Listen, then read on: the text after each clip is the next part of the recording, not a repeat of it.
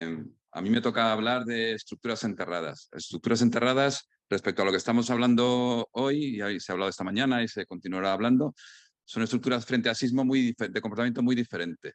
Fundamentalmente porque no vibran libremente, están fuertemente coaccionadas por el terreno.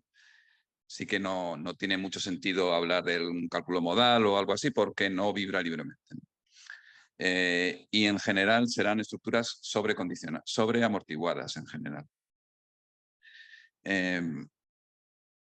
Como introducción y como visión general, he reproducido aquí, por supuesto, no es una reproducción completa ni exhaustiva, algunos eventos y algunos autores de la historia sísmica en lo que respecta a obras subterráneas.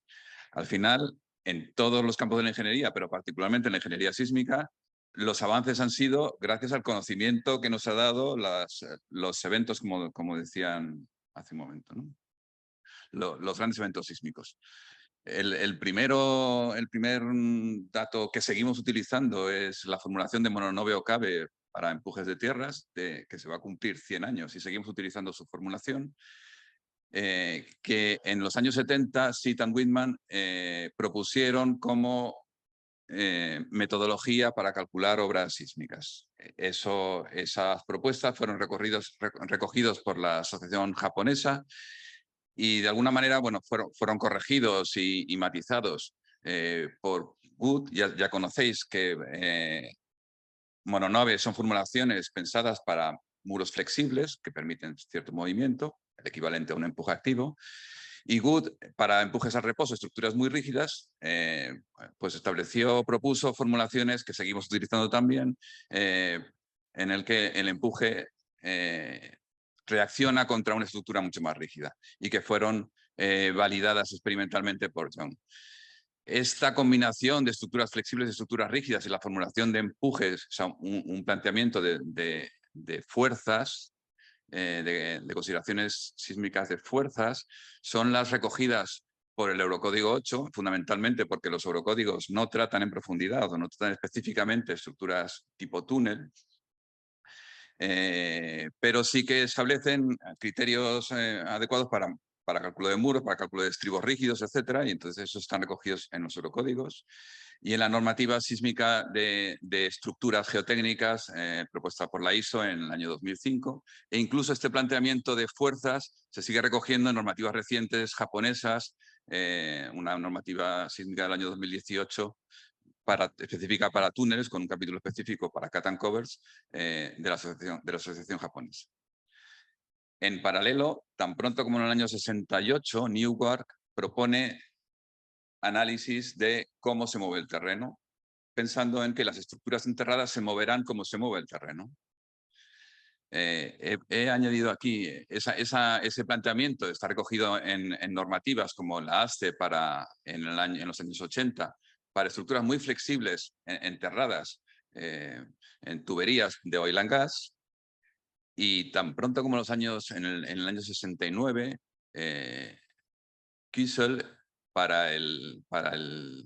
esto es el Rapid Transit, túneles enterrados en San Francisco, o para el metro de Los Ángeles en los años 90, recogen esta formulación basada en el Free Field Movement. O sea, que las estructuras se mueven, las estructuras estarán sometidas a los movimientos a los que se somete el terreno. He querido destacar precisamente, por supuesto, hay muchos más proyectos, por supuesto. He querido destacar esto porque es la realidad. Los ingenieros, nuestra función en la vida, iba a decir, lo que hacemos es, con conocimientos limitados, proyectamos obras que necesariamente tienen que ser seguras. Y estas contribuciones, en momentos en los que los conocimientos sísmicos en obras enterradas eran muy limitados, fueron capaces de proyectar obras que realmente fueron muy seguras. Incluso ahora decimos que dice, bueno, tienen limitaciones porque no consideran la interacción suelo-estructura, etcétera, y sin embargo, el BART de San Francisco soportó prácticamente sin daños un evento tan destructivo de Loma Prieta, con el que aprendimos muchas lecciones sobre confinamiento y sobre ductilidad. Y en el metro de Los Ángeles también, pues soportó a los pocos años de inauguración el terremoto de Northbridge, que nos enseñó que las deformaciones son críticas para el diseño de estructuras sísmicas, ¿no? Y sin embargo, con pocos conocimientos, con planteamientos rigurosos, hicieron planteamientos en el que les permitieron proyectar obras seguras, ¿no?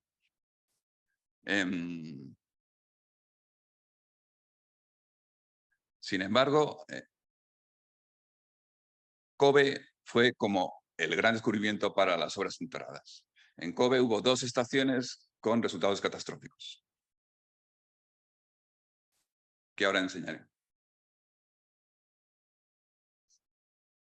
Pocos años antes, Won había propuesto una corrección sobre las formulaciones de Freefield de Newark, en el que consideraba la interacción suelo-estructura. De alguna manera, tiene la intuición y lo formula en fórmulas simples, en el que una estructura rígida, una estructura flexible dentro del terreno se tiene que comportar diferente. Esto lo explicaremos ahora, me detendré un poco en ello. Y al poco tiempo de estos planteamientos, Kobe nos hace caer del guindo de que no las estructuras enterradas también necesitan un análisis sísmico especial. Porque estos nombres que he apuntado aquí, hay muchos estudios estadísticos y análisis de obras existentes en el que hasta los años 80, realmente hasta Kobe, hay muchos análisis de que hay evidencias estadísticas de que los túneles no sufren daños durante los terremotos. Al menos terremotos en los que en superficie sea 0,20G, 0,30G, muy pocos daños se reportan, salvo, por supuesto, en emboquilles o daños superficiales. Esta formulación es propuesta por Wang, corregida muy ligeramente por Penzian y validadas con modelos numéricos más rigurosos y con análisis numéricos. Están recogidas en la normativa americana de la FHWA y en la normativa ASTO. Y en la segunda generación de eurocódigos, en los que están más orientados a deformaciones y que están incluyendo las obras geotécnicas, pues esperemos que se incorpore este planteamiento en deformaciones. Aquí tengo, solo como referencia, no me voy a detener, muchas evidencias estadísticas de que los túneles no sufren daños en las obras subterráneas. En general, los túneles son obras en las que aprovechamos la resistencia del terreno, la contribución del terreno. Luego, en general, el lining, el revestimiento, son estructuras relativamente flexibles que se acomodan bien a los movimientos del terreno, insisto, salvo los emboquillos.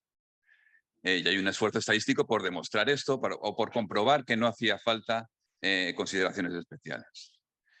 Y aquí tenemos imágenes de Kobe que seguramente habréis visto y recuerdan las fotos famosas del viaducto de Kobe tumbado, etcétera, en el que hay claros problemas asociados a movimientos excesivos no previstos en los pilares centrales de la estación. Vemos aquí el fallo en el que los muros laterales han resistido bien, los pilares fallan por falta de capacidad de rotación en las rótulas que se han formado y la estación se hunde y la calle tiene un hundimiento más que notable. Después de esta pequeña visión histórica, voy a intentar explicar en un poquito de detalle nada más las distintas metodologías de cálculo que tenemos a nuestra disposición ahora mismo, ¿no? Y que se derivan directamente de esta historia que he mencionado. Lo he puesto en inglés porque está extraído directamente de las referencias, ¿no? El planteamiento de Mononove, de Wood, que se ha recogido en muchas normativas es vamos a analizar las presiones de tierras y cómo interactúan con la estructura. Ese sería el grupo de metodologías de Dynamic Earth Pressure. El segundo bloque, el segundo y el tercero, están asociados a análisis por deformaciones. La estructura se mueve con el terreno o podemos corregir lo que se mueve el terreno en función de la rigidez de la propia estructura. Y finalmente dice, bueno, siendo conscientes de las limitaciones de estos métodos simplificados, por supuesto, se puede plantear métodos numéricos generales suficientemente precisos si están bien planteados. Haré un análisis de cada uno con sus limitaciones, al menos una indicación de sus limitaciones y sus aciertos, ¿no? Parece que analizar por fuerzas es demasiado simple y como antiguo, pero realmente hay muchas normativas que lo siguen considerando y veremos que hay aportaciones importantes que no es fácil obviarlo en alguno de los casos, ¿no? Y en general puede ser un análisis suficientemente riguroso. Por supuesto, se puede analizar cada una de la estructura con las rigideces que le aporta el suelo y con los incrementos dinámicos del suelo propuestos o por Wood o por Mononove. En general, esto se puede utilizar con expresiones sencillas o con modelos numéricos basados en modelos relativamente simples sin necesidad de incorporar el modelo del terreno. ¿Qué características puedo mencionar? Está basado en fuerzas y el efecto de la profundidad es predominante. En general, se acusa a estos métodos de que son demasiado conservadores para estructuras profundas o estructuras especialmente profundas o de gran altura, como una estación de metro, y directamente a un análisis tipo Mononove o Wood puede ser excesivamente conservador. Y realmente es difícil caracterizar las acciones. Aparte de formulaciones sencillas, no es fácil interpretar esos límites entre el empuje activo o el reposo y sus equivalentes dinámicos, y no es sencillo caracterizar el empuje hacia un lado, la disminución del empuje hacia el otro, y las impedancias dinámicas, la rigidez del suelo, pues tienen problemas de caracterización. Eso sí, es una aplicación simple y es adecuado para estructuras someras rígidas, por supuesto para muros, por supuesto para obras menores. Hay muchos análisis para demostrar que esta metodología, que es la clásica, y que insisto en que sigue aplicándose en determinadas normativas, puede ser excesivamente conservador. Aquí hay un ejemplo tomado de una de las bibliografías que he enseñado, en el que muestro los empujes por Mononove o por Wood, de acuerdo con, en este caso, con la normativa griega. En general, la aplicación directa de alguno de estos métodos puede llevar a consideraciones de empuje muy superiores a los resultados que dan modelos numéricos con distintas consideraciones, ¿no?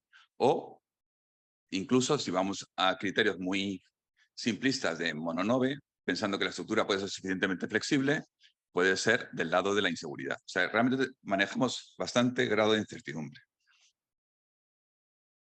Así que pasamos al siguiente grupo de modelos. La estructura no resiste empujes, no está aislada, no es un elemento fijo que tiene que resistir los empujes de la Tierra, sino que está embebida en el terreno. Luego se moverá como el terreno. Hay aplicaciones, las formulaciones propuestas por Newar y asumidas por autores posteriores, podemos obtener formas muy simples para entender cuál es la distorsión, el racking o la ovalización generada por el movimiento del terreno. Quiero señalar aquí este factor R, corrector en función de la profundidad, que hace que esta profundidad en el fondo, veis que para más de 30 metros el factor es 0,5 y subiendo hasta 1 en superficie. ¿Esto qué significa? Que las deformaciones angulares y por tanto las deformaciones límite en superficie son mayores. En general, lo que dice la intuición también es que en general el suelo se va a mantener en régimen elástico, menos en superficie, que es donde puede haber plastificaciones del terreno.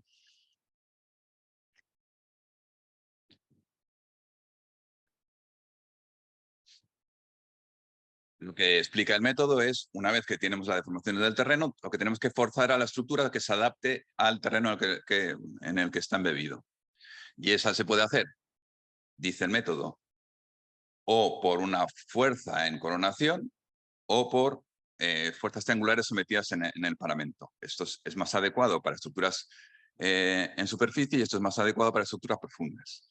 Realmente, cuando consideramos una estructura profunda, una estructura superficial, una estructura de gran altura como una estación de metro, como la consideraríamos parcialmente, realmente tenemos pocas herramientas para los proyectos reales. Entonces, la corrección de Won, que está incorporada en la ASTO y en la FHWA, marca un paso más, es una corrección sobre el free field. La estructura incide, cambia el comportamiento del terreno, en cuanto es suficientemente grande, por supuesto. Si la estructura tiene una rigidez similar a la del terreno, pues el terreno se moverá como si no estuviese la estructura y la estructura se acomodará a ella. Si la estructura es más rígida que el terreno, pues impide el movimiento del terreno, se opone al terreno y, por tanto, estará sometida a unos empujes adicionales respecto al terreno. O sea, se resiste al terreno. En cambio, si es una estructura más flexible que el terreno, en general es como si le estoy haciendo un agujero al terreno con poco elemento de rigidez. Así que, al menos en esa zona, el terreno se moverá más de lo que se hubiese movido si no estuviese la estructura o la estación. Hay factores sencillos para esta metodología que han sido comprobados numéricamente y también con consideraciones sobre si hay deslizamiento entre el terreno, si hay rozamiento entre el terreno y la estructura. Realmente es un planteamiento muy teórico porque luego, como veis, las diferencias entre con o sin deslizamiento pues son muy pequeñas. O sea que realmente sería difícil determinar si hay deslizamiento completo o cero deslizamiento, pero realmente es una discusión intrascendente para las estructuras reales. Esto es un gran avance porque es una metodología muy simple, podemos entender bien y está validada para estructuras que responden a este esquema. En general, yo me he encontrado muchas veces que esto se discute, que dice, no, esto solo vale para una estructura rectangular como un marco único. Realmente las formulaciones de Wong y de Penzian están basadas en marcos multicelulares. Realmente la metodología está pensada para una rigidez, así que no depende tanto de cómo es la estructura internamente. Sí está pensada para una estructura rectangular o circular, que tenemos formulaciones separadas. Sí está pensada también esta formulación simple, esta formulación que es muy simple de aplicar, está pensada para un terreno uniforme.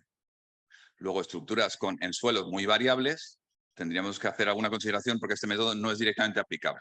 Sí podríamos hacer una extrapolación numérica en el que podríamos utilizar modelos numéricos para establecer cuál es el racking o cuál es el movimiento del free field con la estructura incorporada o sin ella. Me interesa aquí mencionar que no lo incluyen las normativas vigentes. Bueno, por supuesto, en general esta formulación da el efecto dinámico, da el efecto de la distorsión. A esto habría que superponerle los efectos de la carga estática, que esos no deberían haber cambiado. No se hace ninguna mención a que hay en estructuras rígidas, esto que es muy intuitivo, que si está impidiendo el movimiento, está reduciendo el movimiento del terreno, hay unos sobreempujes dinámicos sobre las paredes de la estructura. Y al revés, si la estructura es muy flexible, entonces digamos que el terreno se puede llegar a estar plastificando y podríamos tener empujes diferentes de las consideraciones estáticas y desde luego menores que los de Wood. La aplicación es muy simple, es adecuada para cualquier tipo de estructuras y para los ingenieros consultores, pues está recogido en formulaciones normativas.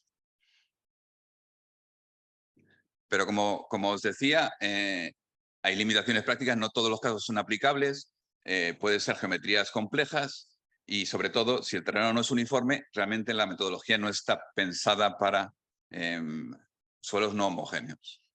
Así que siempre tenemos que estar preparados para analizar con métodos numéricos generales por elementos finitos una estructura cualquiera sometida en cualquier terreno. Y por supuesto que eso está al alcance de la ingeniería actual. ¿Cuál es el procedimiento para analizar una estructura de este tipo? En primer lugar, tenemos que determinar la acción. No es sencillo. Es importante mencionar aquí que la referencia que debemos coger es el sismo en la superficie. Debemos buscar por una deconvolución cuál es el acelerograma que me da en superficie lo mismo que estamos buscando. Así que tengo que generar un acelerograma sintético normalmente que me dé en superficie un terremoto que cumpla, un acelerograma que cumpla los requisitos que me piden los eurocódigos en general, que se ajusten a los espectros de respuesta que tendría un espectro.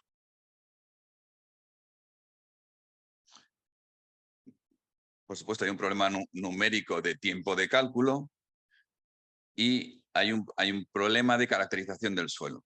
En general, si estamos haciendo un cálculo de este tipo, es porque no es un caso habitual. En general, tenemos que considerar la no linealidad del suelo. En general, como decía, en la mayor parte en profundidad el suelo se mantendrá en régimen cuasi elástico o elástico y en superficie puede cambiar, pero también puede plastificar. Pero también alrededor de la estructura probablemente plastifique. O sea que es importante tener un modelo adecuado de caracterización del suelo para incluir en los modelos de cálculo. Y ese modelo numérico tiene que incluir el amortiguamiento que aporta el suelo, que en general es no lineal. Hago aquí una mención a qué es lo que se puede hacer y qué es lo que no con modelos numéricos. En general, el esquemita que os he enseñado es del Metro de Lima, que tenía 8.000 nodos y que tardaba 12 horas para un paso en el tiempo de 0,1 segundos. Hago una mención también aquí del paso en el tiempo porque es importante.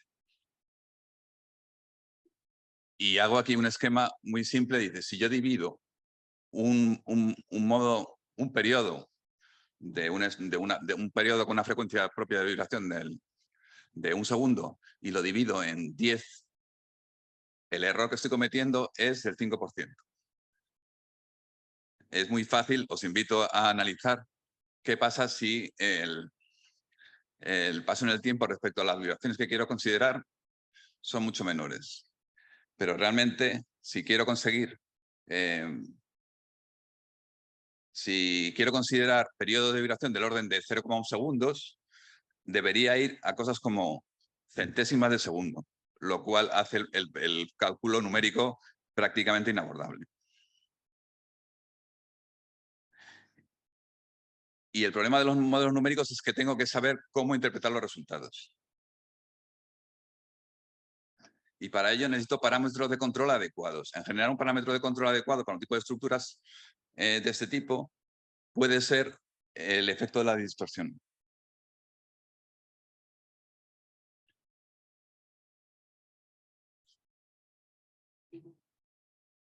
Y, por supuesto, el problema cuando me planteo hacer un modelo numérico son las condiciones de contorno. Las condiciones de contorno tienen que estar suficientemente alejadas y tienen que ser absorbentes de energía, porque si no, en un modelo de este tipo, lo que puedo tener es ondas reflejadas en las condiciones de contorno que amplifiquen matemáticamente, pero no realmente, la acción sísmica.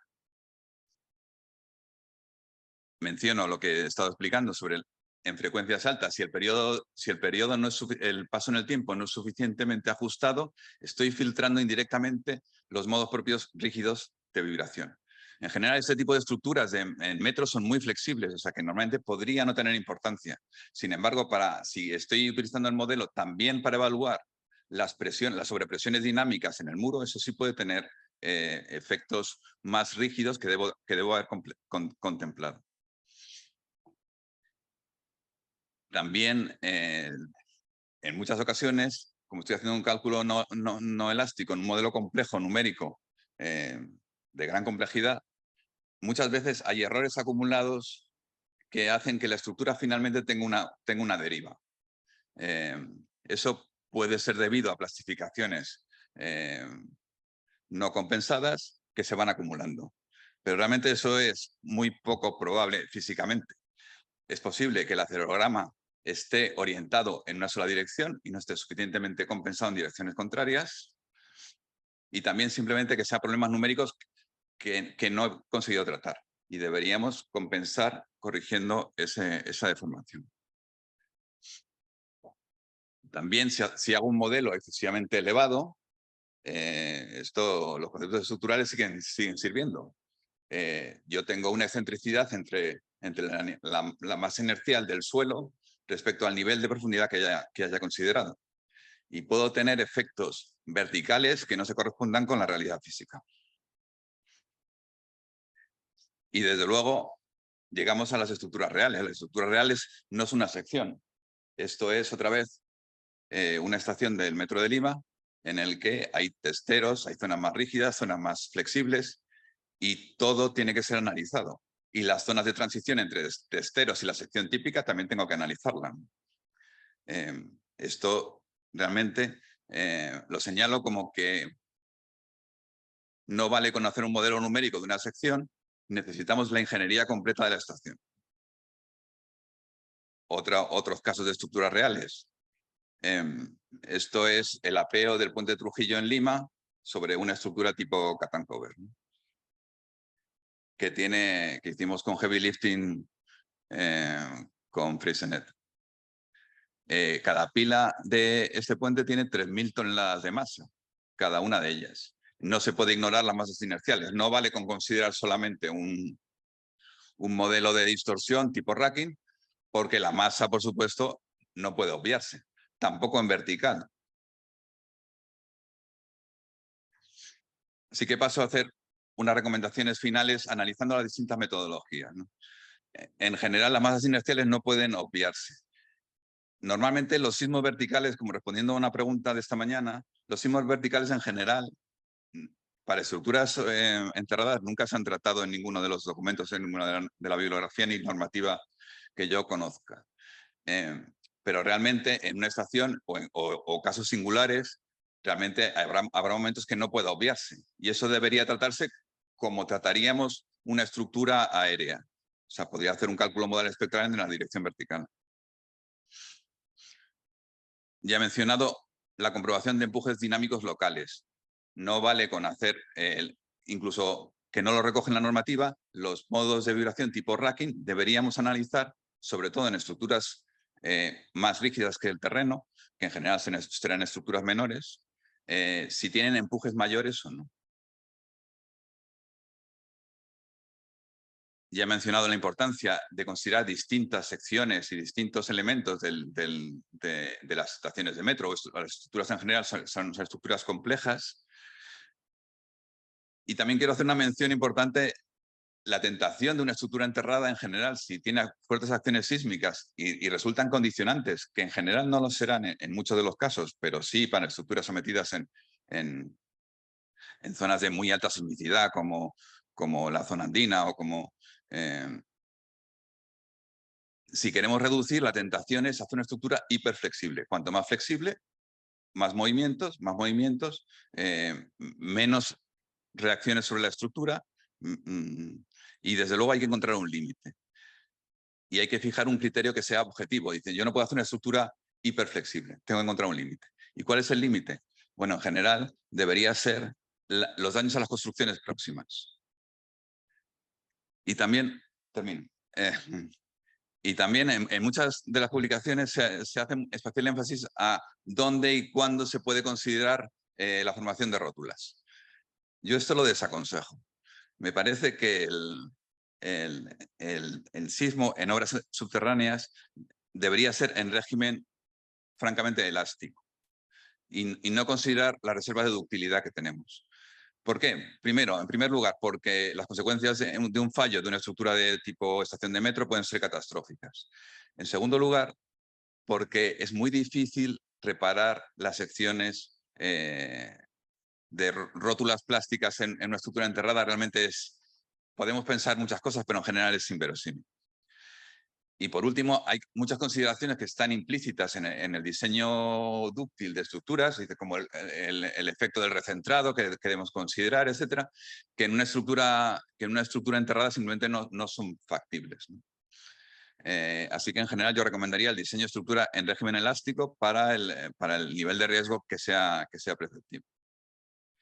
Y en general, concluyo ya, las estructuras de obras subterráneas en general son menos susceptibles, generalmente son muy flexibles y se acomodan bien a cualquiera de los movimientos, pero hay casos reales trágicos de fallos por sismicidad en estaciones que debemos considerar.